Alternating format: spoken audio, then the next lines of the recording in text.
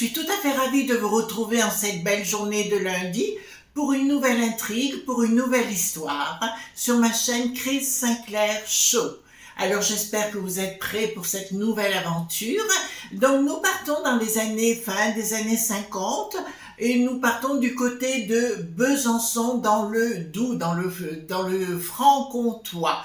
Voilà, une jeune fille venant d'Alsace, 25 ans, qui se prénommait Erna. En fait, elle avait perdu toute sa famille en Alsace, dans son petit village, et elle voulait rejoindre sa cousine qui habitait cette belle ville. Si vous ne connaissez pas Besançon, je vous conseille de visiter cette magnifique ville, son histoire également, qui a tout à voir avec Louis XIV, Charles Quint, Nicolas Poussin, Le Guerchin, les deux peintres, bien évidemment. Mais ce sera l'objet d'une autre aventure. Donc, notre magnifique Erna était venue habiter chez sa cousine afin de trouver un emploi, tout simplement parce que dans les années 50, c'était relativement difficile de rester dans un petit village, notamment qu'elle n'avait pas de permis de voiture. Donc, elle commence à trouver un travail au sein d'un hôtel où elle fut très appréciée au niveau professionnel. Et sa sœur lui dit, écoute, je vais organiser une très très belle soirée avec quelques amis. Est-ce que ça te dit de venir nous rejoindre plutôt, et de participer à cette belle fête? Alors Erna était en joie, bien évidemment. Et elle fit la connaissance d'un charmant jeune homme qui se prénommait Jean-Paul. Alors Jean-Paul était un ouvrier, comme autrefois on les aimait, vous savez, quelqu'un de simple, pas compliqué, pas tordu dans la tête, et ce fut un véritable coup de foudre entre les deux. Ils commencèrent à se fréquenter, puis un tout petit peu plus, et en 1960, ils prirent la décision de se marier tout simplement.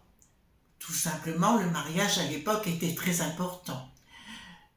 Tout de suite, juste après leur mariage, notre belle Erna tombe enceinte, et son mari Jean-Paul était vraiment en joie par rapport à cet événement, et il lui proposa, avant d'accoucher, d'acheter une petite maison à la campagne, pas trop loin de Besançon. Lui, il avait sa propre voiture, ce qui lui permettait d'aller à son travail aisément. Et il dit à Erna, ce que je te propose, c'est qu'on habite à la campagne gentiment, et comme ça, quand tu auras ton enfant, enfin notre enfant, automatiquement nous serons très bien. Donc Erna dut arrêter son travail parce qu'elle ne pouvait pas, et vint la naissance pas d'un, mais deux enfants. Donc des jumeaux sont venus au monde, et ils décidèrent de les prénommer Julius et Jules. Tout de suite derrière, si vous voulez, ces enfants étaient quand même assez particuliers, il faut le dire, parce que dès la maternité, c'était une clinique en fait, dès qu'ils sont venus au monde, ils ne pouvaient pas se passer l'un de l'autre. C'est-à-dire qu'on avait essayé de les mettre dans deux couveuses séparées, ils ne supportaient pas, ils criaient à la mort, ils criaient tout court, ils pleuraient, jusqu'à ce qu'on les mette ensemble, et à ce moment-là, automatiquement, ils s'arrêtaient de pleurer, ils étaient bien. Mais on n'avait pu que remarquer déjà quelque chose d'un petit peu paranormal, si vous voulez, chez ces deux enfants, c'est qu'il y avait notamment la nuit des courants électriques qui circulaient entre les deux bambins. C'était assez impressionnant. Même en pleine nuit, on a pu remarquer des halos de lumière circuler autour des deux bambins. La mère dit simplement, vous savez, ok, j'ai deux enfants exceptionnels, c'est normal, voilà. Alors donc, ils partirent à leur propre maison, leur nouvelle maison, la vie était simple. Enfin, c'était deux enfants quand même assez particuliers. Ils n'aimaient pas du tout la présence des autres personnes et des autres enfants. Ils vivaient en vase clos l'un et l'autre, l'un pour l'autre et l'autre pour l'un. Oui, ils avaient un petit côté asocial c'était vraiment très difficile, notamment à l'école. À l'âge de 10 ans, Julius dit à son frère, j'ai trouvé dans un champ voisin des quetches. Et vous savez, et la maman Erna adorait les quetches et notamment les tartes aux quetches. Les deux enfants sont allés chercher des quetches et le lendemain matin, sans leur dire à leur propre maman, ils décidèrent tout simplement de faire une tarte aux quetches. La maman, bien sûr, était en admiration et adorait ses enfants. Le second gros tableau, si vous l'en avez pu remarquer, que les enfants ne s'acclimataient pas du tout à l'école. Pas d'amis, rien du tout. Ils ne voulaient même pas y aller à l'école. Donc, à l'âge de 14 ans, comme c'était à l'époque on pouvait le faire, le papa leur proposa aux enfants plutôt que de continuer à l'école où c'était carrément la banqueroute, de rejoindre sa propre usine, si vous voulez, pour faire un apprentissage. Alors les deux garçons étaient en joie, ils ont dit, au moins, on va faire quelque chose de formidable. Et ils sont allés signer leur propre contrat d'apprentissage de 2 ans avec leur papa et tout le monde était en joie et c'était juste merveilleux. Parallèlement, le papa, comme il voyait que les deux enfants ne pouvaient pas se passer l'un de l'autre, il décida de construire une dépendance proche de la maison, si vous voulez, pour laisser les deux gamins, si vous voulez, vivre leur propre vie, parce qu'ils avaient besoin de ça, ils avaient besoin d'être ensemble. Donc, ils firent une dépendance avec quelques voisins qui leur ont donné un petit coup de main. C'était juste parfait. À l'âge de 18 ans, ils passèrent tous les deux leur permis de conduire. Ils ont eu un permis. Le père leur acheta une voiture pour deux, bien évidemment. C'était une 204. Et donc, à l'époque, ils étaient vraiment ravis de cela. Le seul ennui qui s'est produit, c'est que ils ont voulu, les deux bambins, à un moment donné, les enfants ont voulu sortir à 18 ans, si vous voulez, l'après-midi, en fin d'après-midi, et de dire, ok, on prend la voiture, on va se balader, on verra bien ce qui se passe. La maman est un petit peu inquiète, mais elle a dit, il faut bien que jeunesse se fasse. Donc elle a dit à ses enfants, je vous propose, si vous voulez, de sortir, mais essayez de ne pas rentrer trop tard. Donc les enfants, comme ils avaient leur dépendance, leurs clés et compagnie, ils étaient indépendants en totalité, ils ont dit ok, on part, on sort. Donc ils sont sortis tous les deux, ils sont allés à droite, ils sont allés à gauche, etc. Puis ils ont rencontré sur la route une jeune fille qui faisait du stop et qui s'appelait Marie. Marie était très belle, elle était une belle brune, elle était, comme on l'est à cet âge-là, à 22 ans, elle était juste somptueuse. Et en montant dans la voiture, elle dit je vais voir mon compagnon, mais avant cela, j'ai envie de m'amuser, de sortir et compagnie. Alors les garçons, ni une ni deux, ils sont allés boire un verre quelque part, manger un morceau ailleurs, vous voyez, repasser à la dépendance avec la jeune fille. En fait, tout était merveilleux de ce côté-là, il n'y avait pas de souci et la jeune fille n'était pas frivole, voyez-vous ce que je veux dire? Donc, ils en ont profité un petit peu, voyez-vous, sur le plan intime, mais la jeune fille en voulait davantage. Or, les deux garçons avaient un petit problème d'accomplissement dans l'acte, si vous me permettez, si je peux le dire ainsi. Donc, ils n'ont pas pu conclure les choses, si vous voulez. Quelque part, elle était un petit peu furieuse de cela. Donc, la nuit, ils continuèrent leur beuverie, si je peux me permettre, puis ils l'ont ramenée donc, jusque vers son conjoint où elle habitait, et ils rentrèrent à la maison, se coucher l'un et l'autre pour être en paix, parce qu'ils avaient passé une bonne soirée, et puis voilà. Et la jeune fille, 2 heures plus tard, se présente au poste de police. Elle avait les cheveux hirsutes, elle était dans un état haletant, et elle rencontrait le brigadier à qui elle dit « Écoutez, regardez, je viens d'être violée et compagnie. » Le brigadier n'en croit pas ses yeux. Ils font venir une policière. ils lui ont dit, ben ok, mais il faut faire des examens, on doit avoir la preuve de ce que vous dites.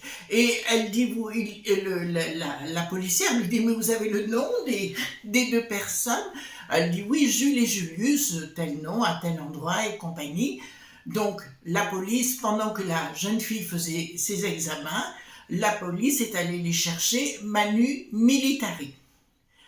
La jeune fille, évidemment, ils ont constaté des attouchements, mais pas de conclusion dans l'acte.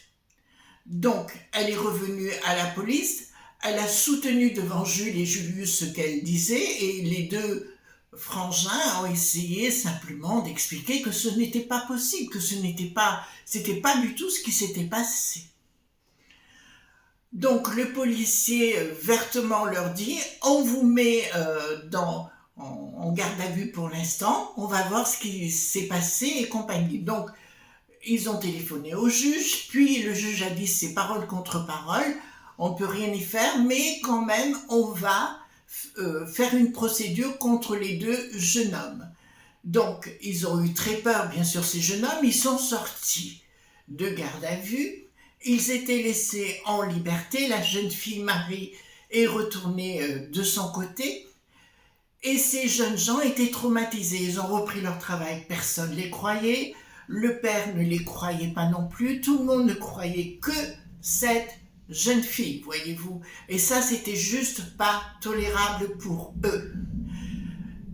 Quelques jours plus tard, ils devaient, ce qu'on appelait à l'époque, aller à la police, vous savez, pour signer toutes les semaines pour faire acte de présence. Et ils ne supportaient pas cette situation. Ils ne supportaient pas d'être mis à mal dans une situation qui n'était pas la leur. À ce moment-là précis, Jules et Julius ne supportaient pas du tout l'injustice. Ils préféraient mettre fin à leur vie que d'avoir à subir cet affront. Ils ont décidé eux-mêmes de mettre fin à leur jour. Pour ce faire, ils ont dit ok, on va prendre une jeune fille avec nous, d'accord? Il y en avait plein qui faisaient de l'autostop sur les routes. Ils en ont pris une Justine. Justine est montée dans la voiture, tout simplement pour aller à sa destination. Et les deux garçons lui disent non, tu restes avec nous. On veut que tu saches une chose, que nous ne sommes pas responsables, que jamais de la vie nous n'avons fait de mal à qui que ce soit. Ils vont se garer dans un endroit arboré.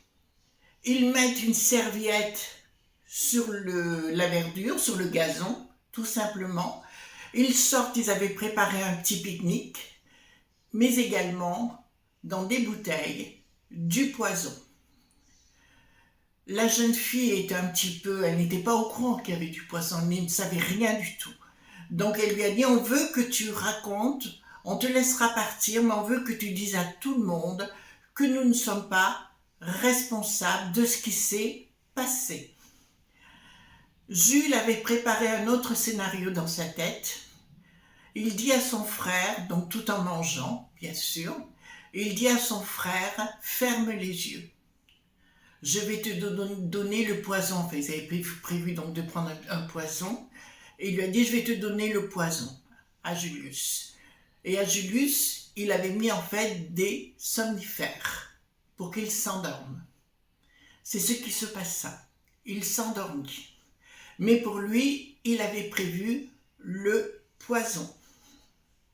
Et il dit à la jeune fille, tu peux partir maintenant, mais dis bien à tout le monde qu'on était innocent. La jeune fille partit, elle rejoint la route principale, elle essaya de trouver une maison, bien évidemment. Ce qu'elle fit, elle trouva une maison, elle a appelé les secours, tout le monde est venu, et quand la police est arrivée, ils ont découvert le corps endormi de Julius et le corps décédé de Jules. Tout ceci aurait pu s'arrêter là comme un simple fait divers. Mais ce n'est pas du tout ce qui s'est passé. On en est Julius à l'hôpital. Jules, on l'a amené à la morgue, tout simplement. Julius a essayé de se remettre de ce qui s'était passé, donc ils ont décidé de le garder à l'hôpital pendant quelques jours. Il se réveilla à l'hôpital en demandant « Mais qu'est-ce qui s'est passé ?» On lui a expliqué tout le scénario. Il pleurait la perte de son frère Jules. Mais vers les 4 heures de l'après-midi, le ciel s'assombrit. Un orage comme on avait rarement vu en ce temps-là. Vraiment, c'était épouvantable. Il y a eu un orage avec de la grêle, du vent, des éclairs, un tonnerre. Et à ce moment-là précis, les éclairs, il y a un éclair qui est rentré dans la pièce où se trouvait Julius et rentré au plus profond de lui. Et on aurait dit quelque chose de complètement extravagant, quelque chose qui envahit complètement ce jeune homme, comme si Jules était rentré au plus profond de Julius. Il n'en revenait pas. Il s'assoupit une nouvelle fois, il se réveilla et son esprit avait retrouvé son entièreté. Tout simplement, ce qu'on découvrit, c'est qu'un esprit était rentré dans 2 corps. C'est pour cela que l'un et l'autre ne pouvaient se séparer l'un de l'autre. Le lendemain, Marie, la jeune fille, ayant appris le drame, est allée à la police pour se dénoncer et dire qu'il ne s'était jamais rien passé. Total, elle écopa d'une amende, bien évidemment, pour parjure, c'est une évidence. Mais Julius retrouva son entièreté. La moitié de Jules de son esprit était en Jules, est revenu à l'intérieur de lui-même. Il est toujours vivant actuellement, mais il a pu se reconstruire, fonder une famille, et il vit retraité quelque part du côté de Besançon. Tout ceci pour vous dire, les amis, quelquefois, les apparences peuvent être trompeuses. Et quand on voit quelqu'un qui a une dystonie, quelque chose qui ne fonctionne pas, quelquefois, on peut avoir des surprises. La vie est quelquefois mystérieuse. Voilà les amis, donc par moments on frôle d'autres vérités, d'autres réalités qui nous dépassent bien souvent. Je vous embrasse très fort et on se retrouve donc jeudi pour d'autres aventures sur cette chaîne Chris Sinclair Show.